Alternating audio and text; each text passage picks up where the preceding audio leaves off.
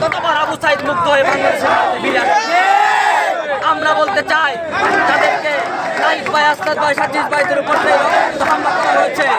আওয়ামী লীগের এই নেতাকর্মী তাদের সাথে জড়িত ছিল, এই নিষিদ্ধ সংগঠনের কারা কারা তাদেরকে হামলা করার জন্য প্ল্যান করেছিল, কারা কারা তারা বাস্তবায়নের কাজ করেছে, তাদেরকে পুঙ্খানুপুঙ্খভাবে যাচাই করে তারা জড়িত তাদেরকে আইনের আওতায় আনতে হবে।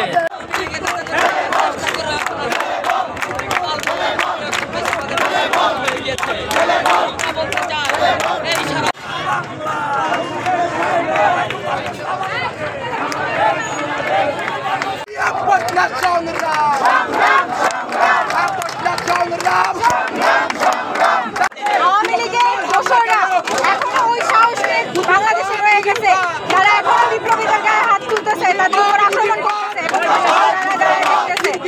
আমাদের ভাষা স্পষ্ট, আমরা আমাদের হুমকি দিয়েন না, আমরা এরকম বহুত হুমকি দেখে আসছি।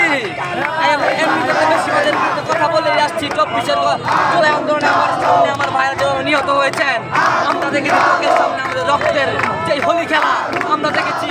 ভিতরে ভয় ভীতি ডর আর বাংলাদেশের মানুষের মনে আর নাই। জয় করতে শিখেছি আমরা, বাংলাদেশের মাটিকে কলঙ্ক মুক্ত করতেও শিখব।